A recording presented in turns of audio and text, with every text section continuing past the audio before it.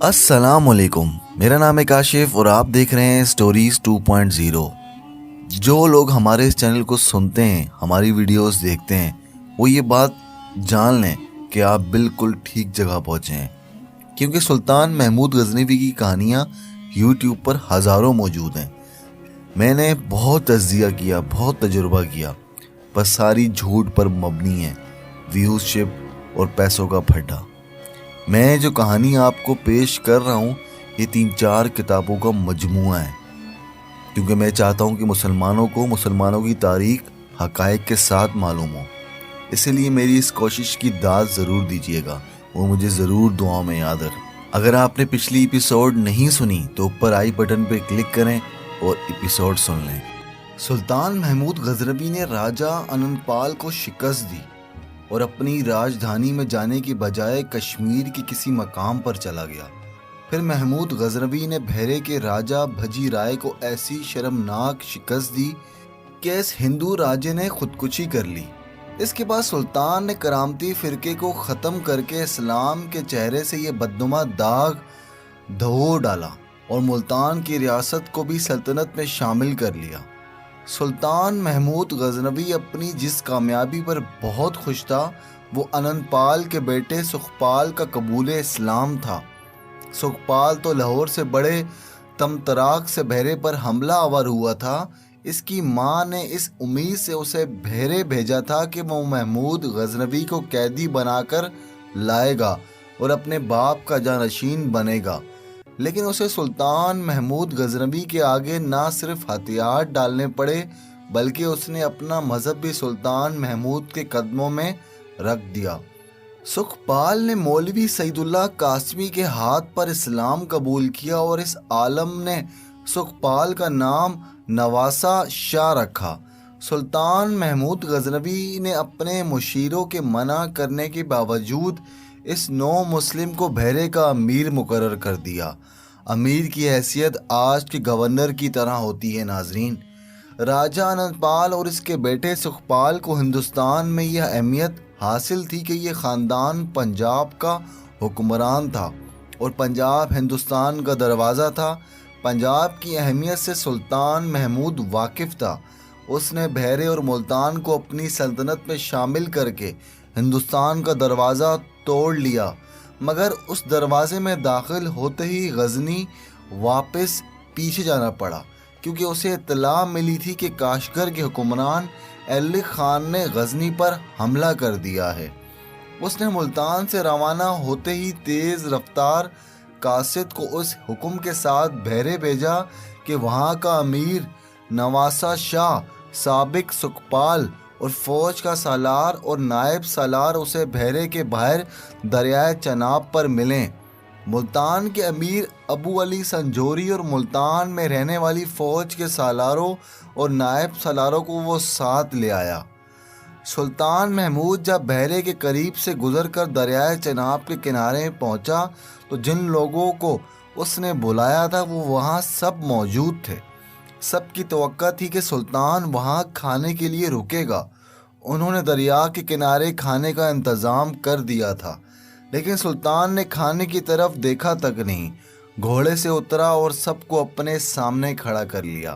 سلطان محمود غزنوی نے کہا، میں ہندوستان سے اتنی جلدی واپس جانے کے لیے نہیں آیا تھا۔ آپ سب اچھی طرح جانتے ہیں کہ میں کیوں آیا تھا، پھر بھی آپ کو یاد دلا دیتا ہوں، کہیں ایسا نہ ہو کہ میرے جانے کے بعد آپ میں سے کوئی ہندوستان کے طلسم میں گرفتار ہو جائے۔ ہم یہاں اسلام کے سوکھے پیڑ کو ہرا بھرا کرنے آئے ہیں۔ ہم یہاں اس خدا کا پیغام لے کر آئے ہیں جو وحدہ لا شریک ہے۔ ہم یہاں کے لوگوں کو بتانے آئے ہیں کہ خدا پتھر کے نہیں ہوا کرتے۔ ہم اپنے رسول مقبول صلی اللہ علیہ وسلم کا پیغام لے کر آئے ہیں۔ آپ سب جانتے ہیں کہ جب تک یہ پیغام مسلمانوں کے لیے مشعل راہ بنا رہا، اسلام پھیلتا پھولتا رہا، مگر بادشاہی کا نشہ جب طاری ہوا تو یہ مشعل نمٹنے لگی اور اس کے نیچے اندھیرا ہو گیا۔ ہندوستان میں بھی یہ مشعل آئی تھی۔ محمد بن قاسم نے اس سرزمین کو خدا کے نور سے منور کر دیا تھا۔ مگر یہاں کے آسمان نے وہ وقت بھی دیکھا کہ یہاں مسجدیں ویران اور اذانیں خاموش ہو گئیں۔ بت پرستوں نے مسلمانوں کو تلوار کی نوک پر ہندو بنانا شروع کر دیا۔ مسلمانوں کے لیے سرزمین تنگ ہو گئی، مسجدوں کی جگہ بت خانے ابھر آئے۔ تلوار کے ساتھ دولت اور عورت کو بھی اسلام کی نیست و نابود کے لیے استعمال کیا گیا۔ یہی دو چیزیں ہیں جو ایمان خرید لیا کرتی ہیں، اور انہی دو چیزوں نے ہندوستان میں ایمان فروش پیدا کیے ہیں، اور بادشاہی کی ہوس نے ہمارے بھائیوں کو اندھا کر دیا ہے۔ کاشگر کے علی خان نے غزنی پر حملہ کر دیا ہے۔ میں جانتا ہوں اس کے دوست کون ہیں، وہ سب ہمارے دشمن نہیں، اسلام کے دشمن ہیں۔ وہ میرے عزم اور میرے نظریات سے اچھی طرح آگاہ ہیں، لیکن وہ ان دھتکارے ہوئے لوگوں میں سے ہیں جن کے دماغوں، آنکھوں اور کانوں پر خدا نے مہر لگا دی ہیں اور ان کے لیے بخشش کے دروازے بند کر دیے ہیں۔ وہ اپنے آپ کو مسلمان سمجھتے ہیں اور اپنی رعایا کو بتاتے ہیں کہ یہی اسلام ہے جس کے وہ پیروکار ہیں، اور مذہب کے پردے میں اپنے تخت و تاج کی سلامتی کے لیے لوگوں کو خانہ جنگی پر اکساتے اور بھائی کو بھائی کا دشمن بناتے ہیں۔ وہ اگر سچے اسلام کے شیدائی ہوتے تو میرا ساتھ دیتے اور ہندوستان کی طرف کوچ کرتے، جہاں مسلمانوں پر عرصہ حیات صرف اس لیے تنگ کیا جا رہا ہے کہ وہ مسلمان ہیں۔ میری نظریں مستقبل میں بہت دور تک دیکھ رہی ہیں۔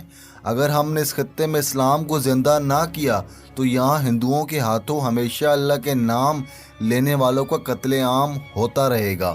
انہیں مورتیاں بت پوجنے والوں سے بچانے کا ایک طریقہ یہ ہے کہ انہیں ہم اپنے ملک میں لے چلیں، لیکن یہ شکست اور پسپائی ہوگی اور اس اقدام سے اسلام کی سلطنت سکڑتی جائے گی۔ ہر ایک ملک خدا کی سرزمین ہے، اور جو سرزمین خدا کی ہے وہاں اس ذات باری کے پرستاروں کے وجود لازمی ہے۔ اسلامی سلطنت کی کوئی سرحد نہیں۔ ہم ہندوستان کو اسلامی سلطنت میں شامل کریں گے یا اس کے کچھ حصے میں اپنی حکومت قائم کر کے اسے اسلام کا قلعہ بنائیں گے۔ اگر ہم نے ایسا نہ کیا تو ہم روز محشر خدا کے حضور سرخرو نہیں ہوں گے۔ آپ دیکھ رہے ہیں کہ میرے اپنے بھائی میرے راستے میں حائل ہو گئے ہیں۔ کون کہہ سکتا ہے کہ میں غزنی سے زندہ واپس آ سکوں گا یا نہیں؟ اگر میں نہ آ سکا تو یہ آپ کا فرض ہوگا کہ میں نے جس مہم کا آغاز کیا ہے اسے آپ سر کریں۔ اگر آپ دنیاوی محبت میں پڑ گئے تو سوائے تباہی اور بربادی کے اور کچھ بھی نہیں حاصل ہوگا۔ بتوں کے آگے اپنے خدا کو شرمسار نہ کرنا۔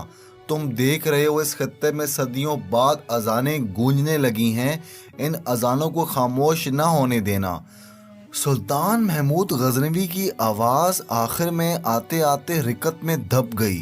اس نے کھانا نہ کھایا، گھوڑے پر سوار ہوا اور گھوڑا دریا میں ڈال دیا۔ اس نے فوج کو کوچ سے روکا نہیں تھا، فوج دریا پار کر رہی تھی، اسے بہت جلدی غزنی پہنچنا تھا۔ محمود غزنوی جس فوجی حکام اور امرا کو پیچھے چھوڑ گیا تھا ان میں نو مسلم نواسہ شاہ بھی تھا۔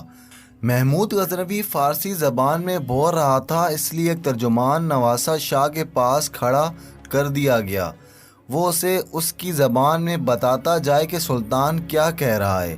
جب سلطان چلا گیا تو سب وہاں سے شہر کی طرف چل پڑے۔ نواسہ شاہ پر خاموشی طاری ہو گئی۔ اس کے ساتھ کسی نے بات کرنے کی کوشش کی بھی تو اس نے مسکرانے کے سوا کوئی جواب نہ دیا۔ لاہور میں اس کی ماں رانی پریم دیوی اپنے محل کے کمرے میں اداس بیٹھی تھی۔ اس کے خواب بھیرے کے میدان جنگ میں ٹوٹ پھوٹ کر بکھر گئے تھے۔ اس کا بیٹا بھیرے میں جنگی قیدی ہو گیا تھا۔ اس کی ماں روتے ہوئے یہ کہہ رہی تھی کہ میرا بیٹا تو راجکمار تھا۔ پریم دیوی کے آنسو بہت بہہ رہے تھے۔ اس کا خاوند انند پال کشمیر بھاگ گیا تھا۔ وہ شاید اس لیے واپس نہیں آ رہا تھا کہ محمود غزنوی لاہور پر حملہ کر کے قابض ہو چکا ہوگا۔ رانی پریم دیوی کو یہ غم کھا رہا تھا کہ اس کی سوکن کا بیٹا ترلوچن پال باپ کی گدی کا جانشین ہوگا۔ کمرے کا دروازہ آہستہ سے کھلا۔ رانی نے دیکھا کہ اس کا سیناپتی راج گوپال آیا تھا۔ بھیرے سے راجکمار کی کوئی خبر آئی؟ رانی پریم دیوی نے اپنے سیناپتی سے پوچھا۔ सुखपाल जो कि इस्लाम कबूल कर चुका था, उसका नया नाम नवासा शाह रख दिया गया था। यहाँ उसकी माँ प्रेम देवी ये सोच रही थी कि उससे ये नीच मुसलमान न जाने कैसे कैसे नीच काम करा रहे होंगे। उसे उन्होंने कैद खाने में डाल कर रखा होगा, उसे जानवरों जैसी खुराक देते होंगे। उसके आंसू बहने लगे। प्रेम देवी चीखती चिल्लाती आवाज़ में बोलती रही, वो मेरे बेटे को कत्ल कर चुके होंगे। राजगोपाल सर झुकाए खड़ा रहा। वो शिकस्त खोरदा सेनापति सिपाही सालार था। बहरे की लड़ाई से बड़ी मुश्किल से जान बचाकर भागा और लाहौर पहुंचा था। तुम बोलते क्यों नहीं राजगोपाल? रानी ने उसे गुस्से से कहा। तुम मेरे बेटे को कैद से छुड़ा नहीं सकते? क्या तुम अपनी फौज के 100 आदमी एक राजकुमार के लिए कुर्बान नहीं कर सकते? क्या हमारी फौज में राज दरबार की इज्जत पर कुर्बान होने वाले सिपाही नहीं हैं? क्या वो मुसलमानों के भेष में वहां तक नहीं पहुंच सकते जहां मेरा राजकुमार कैद है? उसने ज़रा दबी ज़बान में कहा, क्या तुम भूल गए हो कि वो महाराज अनंतपाल का नहीं, तुम्हारा बेटा है? ऐसा प्रेम देवी ने अपने सेनापति से कहा। राजगोपाल ने कहा, मैं कुछ भी नहीं भूला रानी, मैं सब कुछ सोच चुका हूँ। मैंने राजकुमार को बहरे से अगवा करके लाने के लिए आदमी तैयार कर लिए थे, लेकिन बहुत बुरी खबर आई है। रानी प्रेम देवी उठ खड़ी हुई। क्या खबर आई है? राजगोपाल ने कहा, सुखपाल अब सुखपाल नहीं रहा, वो नवासा शाह बन चुका है। क्या उसे ज़बरदस्ती मुसलमान कर दिया गया है? राजगोपाल ने कहा, हाँ रानी, उसे मुसलमान बना लिया गया है और महमूद ने उसे ये इनाम दिया है कि उसे बहरे का अमीर मुकर्रर कर दिया है। वो लाहौर की गद्दी का जानशीन नहीं बन सका, बहरे का हाकिम बन गया है। वो मर जाता तो ज़्यादा अच्छा होता। रानी ने आह भरकर कहा, उसे मर जाना चाहिए था, वो अपना मज़हब ना छोड़ता। रानी ने कहा, क्या ऐसा भी तो हो सकता है कि उसने अपनी मर्जी से अपना मज़हब ना छोड़ा हो, उसे ज़बरदस्ती मुसलमान बनाया गया हो? राजगोपाल ने कहा, अगर उस पर ज़बरदस्ती की जाती तो उसे बहरे का अमीर ना बनाया जाता। वो नौजवान है। रानी प्रेम देवी ने कहा, तुम उसे कैद में छोड़कर खुद भाग आए थे। राजगोपाल ने कहा, क्या तुम साथ नहीं थी? तुमने अपनी आंखों से मैदान जंग में देखा है। हम पर दरिया की तरफ से जो हमला हुआ था उसकी मुझे बिल्कुल तवक्का नहीं थी। रानी, मैंने तुम्हें कहा था कि हमें बहरे पर हमला नहीं करना चाहिए। तुम्हारा ख्याल था कि मुसलमानों की आधी फौज कट चुकी है, इसलिए मुकाबला नहीं कर सकेगी। मैंने तुम्हें बताया था कि हमारी फ़ौज पर मुसलमानों की दहशत तारी है और ये पेशावर से भागी हुई फ़ौज है। इस फ़ौज को ये भी मालूम था कि हमारा राजा भगोड़ा है, वो अभी तक अपनी राजधानी में वापस नहीं आया। रानी ने कहा, मुझे इस महाराजा की रानी कहलाते हुए शर्म आती है। अगर वो मर गया तो मैं चिता पर अपने आप को नहीं जलाऊंगी। राजगोपाल ने कहा, मैं पहले ही सोच चुका हूँ, अगर महाराज के ख़ानदान ने तुम्हें ज़बरदस्ती चिता चढ़ाया तो मैं तुम्हें बचाकर इतनी दूर ले जाऊंगा जहाँ तक कोई नहीं पहुँच सकेगा। रानी प्रेम देवी ने आह ली, तुम भी इतने बहादुर नहीं रहे कि मैं तुम्हारे पर भरोसा करूं या तुमसे कोई बात करूं। तुमने मेरी मोहब्बत की भी परवाह ना की। मैं अपने महाराजा खामिंद को तुम्हारी खातिर धोखा दे रही हूं। क्या राज दरबार का कोई आदमी, ख्वाह वो कितना ही ऊंचे रुतबे का हो, एक रानी के कमरे में इस तरह आ सकता है जिस तरह तुम आते हो? सेनापति को हम इतना बड़ा आदमी नहीं समझते।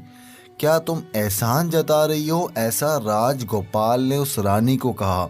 तुम भी बहुत कुछ भूल रही हो। मैंने तुम्हारी मोहब्बत की खातिर ये ख़तरा मोल लिया था कि बहरे पर जा हमला किया और ज़लीलो ख्वार हुआ। तुम्हारे हुक्म से फ़ौज को शहर से बाहर नहीं निकाला जा सकता था। महाराज आ गए तो मैंने क्या जवाब दूंगा? वो मुझे ज़िंदा नहीं छोड़ेंगे। रानी ने कहा, मैं ज़िंदा रही तो तुम भी ज़िंदा रहोगे। महाराज को मैं जवाब दूंगी। तुम राजकुमार सुखपाल को बहरे से निकालने की कोशिश करो। مجھے جس آدمی نے خبر دی ہے کہ سکھپال مسلمان ہو گیا، اس نے بتایا ہے کہ اس نے اپنی مرضی سے اور خوشی سے اسلام قبول کیا ہے۔ راج گوپال نے کہا، اس لیے اسے بھیرے کا امیر بنایا گیا ہے۔ رانی نے کہا، اسے اغوا کراؤ، اسے یہاں تک لاؤ، اس نے میرا دودھ پیا ہے، میرا دودھ میں ملاوٹ نہیں تھی، اسے ہندو ماں کا دودھ مسلمان نہیں رہنے دے گا۔ اسے لانا اس لیے بھی ضروری ہے کہ مہاراج مجھے اور تمہیں شکست معاف کر دیں گے۔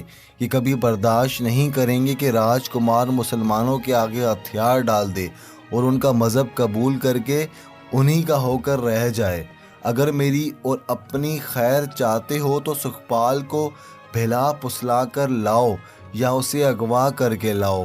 خود جاؤ، جان پر کھیل جانے والے فوجی تیار کرو۔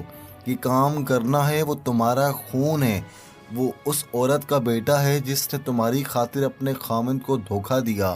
میں محسوس کر رہی ہوں کہ مجھے میرے گناہ کی سزا مل رہی ہے۔ خاوند شکست کھا کر بھاگ گیا ہے اور بیٹا مسلمانوں کے قبضے میں چلا گیا ہے۔ میں پاپی ہوں، میں پاپی ہوں۔ ووٹ کھڑی ہوئی، اس نے پرعزم لہجے میں کہا، اپنے راجکمار کو میں خود لاؤں گی، نہ لا سکی تو میں وہیں مر جاؤں گی۔ راج گوپال نے کہا، یہ میرا کام ہے، اتنا مت تڑپو، میں انتظار کرتا ہوں، میں اسے لے آؤں گا۔ بھیرے میں ایک سالار کے گھر میں محمود غزنوی کی فوج اور شہری انتظامیہ کے 4-5 حکام بیٹھے تھے۔ ہم پر سلطان بڑی نازک ذمہ داری ڈال گئے ہیں، سالار نے کہا۔ میں نے لاہور کے جاسوسوں کے ساتھ رابطہ قائم کر لیا ہے۔ راجہ انند پال ابھی تک لاہور میں نہیں آیا، وہ ہمارے ساتھ ٹکر لینے کی تیاریاں کر رہا ہوگا۔ سب سے زیادہ نازک ذمہ داری تو یہ ہے کہ سلطان ایک نو مسلم کو یہاں کا امیر مقرر کر گئے ہیں۔ نائب سالار نے کہا، کیا ہمیں اس امیر پر اعتماد کرنا چاہیے؟ اگر آپ سانپ کی کچلی بدل دیں تو وہ سانپ ہی رہے گا، اس کی فطرت نہیں بدلے گی۔ شہری انتظامیہ کے ایک حاکم نے کہا، آپ لوگ غزنی سے آئے ہیں، میں یہاں کا رہنے والا ہوں۔ آپ ہندو کو مسلمان بنا سکتے ہیں لیکن اسے مسلمانوں کا دوست نہیں بنا سکتے۔ بحیرے میں کئی ہندوؤں نے اسلام قبول کر لیا ہے لیکن وہ عام اور بے ضرر لوگ ہیں، وہ اسلام کے سانچے میں ڈھل جائیں گے۔ میں تسلیم نہیں کر سکتا کہ ایک راجکمار جس کے دادا کو آپ نے شکست دی اور اس نے خودکشی کر لی اور جس کے باپ کو آپ نے شکست دی، وہ ابھی تک روپوش ہے۔ اس راجکمار کے دل میں آپ سے انتقام کی آگ کس طرح سرد کر سکتے ہیں؟ مجھے سمجھ نہیں آتی کہ محمود جیسے دانشمند سلطان نے کیا سوچ کر ایک ایسے نو مسلم کو اتنا بڑا اعزاز دے دیا ہے۔ یہ نو مسلم اپنی عادتیں کس طرح بدل سکے گا؟ ایک اور نے کہا، یہ شراب کا عادی ہوگا، ان کے ہاں ہر رات ناچ گانے ہوتے ہیں، جوان لڑکیاں ان کی خدمت میں موجود رہتی ہیں، کیا یہ اتنی جلدی مومن بن گیا ہوگا؟ سالار نے کہا، ہم اس کے خلاف کچھ بھی نہیں کر سکتے، سلطان کا حکم ہے کہ یہ امیر کی اطاعت کرو، لیکن اسلام کا حکم یہ ہے کہ امیر گناہ کر یا غدار ثابت ہو تو اسے اٹھا کر باہر پھینک دو۔ ایک اور حاکم نے کہا، اور اس کی جگہ اسے دو جو مذہبی اور معاشرتی لحاظ سے اس رتبے اور ذمہ داری کا اہل ہو۔ تو ہمیں نظر رکھنی پڑے گی کہ امیر نواسہ شاہ ہمیں دھوکہ تو نہیں دے رہا۔ سالار نے کہا، اس کے حکم سے بجی رائے کی فوج کے تمام ہندو جنگجی قیدیوں کو باقاعدہ فوج میں شامل کر لیا گیا ہے۔ انہوں نے میری موجودگی میں سلطان محمود کی وفاداری کا حلف اٹھایا ہے۔ ایک شہری حاکم نے پوچھا، ہندو سپاہی کیسے ہیں؟ سالار نے جواب دیا، اچھے ہیں، ہمارے سپاہیوں کے ساتھ مل کر اور اچھے ہو جائیں گے، ہمیں ان کی ضرورت ہے۔ کچھ فوج سلطان اپنے ساتھ لے گئے ہیں، اگر انپال نے حملہ کر دیا تو ہماری فوج اتنی تھوڑی ہے کہ مقابلہ نہیں کر سکے گی۔ سلطان اجازت دے گئے ہیں کہ ہندوؤں کو فوج میں شامل کر لیا جائے اور ان کی تنخواہیں زیادہ مقرر کی جائیں اور انہیں مرالات بھی زیادہ دی جائیں۔ یہ محفل کسی نتیجے پر پہنچے بغیر برخاست ہو گئی۔ نواسہ شاہ نے اپنی عادتیں بدل لی تھی، اس نے کبھی شراب کا نام بھی نہیں لیا۔ مولوی سعید اللہ قاسمی اسے قرآن پڑھاتے اور معنی بھی سمجھاتے تھے۔ اس نے نماز پڑھنی شروع کر دی تھی، وہ اسلام کی تعلیمات سے متاثر ہو چکا تھا۔ ایک روز اس نے ان 5000 ہندوؤں کو ایک میدان میں لانے کا حکم دیا جو اس وقت تک سلطان محمود کی فوج کا ایک اہم حصہ بن چکے تھے۔ ہاں تو ناظرین، نواسہ شاہ جو کہ پہلے سکھپال کے نام سے جانے جاتے تھے، جس کا باپ سلطان محمود مسلمانوں کا بڑا دشمن، جس کا دادا راجہ جے پال اس سے بڑا دشمن، اب اس نے اسلام قبول کر کے ایک امیر مقرر ہو جاتا ہے۔ اب آگے جو اس نے اپنے ہندوؤں کو اکٹھا کیا ہے، جو ہندوستان سے پکڑے گئے ہندو جنہوں نے بعد میں اسلام قبول کر لیا، جن کو سلطان محمود غزنوی کے حکم پر فوج میں شامل کر لیا، آج اس نواسہ شاہ نے، اس سکھپال نے انہی ہندوؤں کو بلا کر کیا پیغام دیا، کیا باتیں بتائیں، اس سب کچھ جاننے کے لیے آپ میری اگلی ایپیسوڈ کا ضرور انتظار کرنا، اور اپنی دعاؤں میں مجھے بہت یاد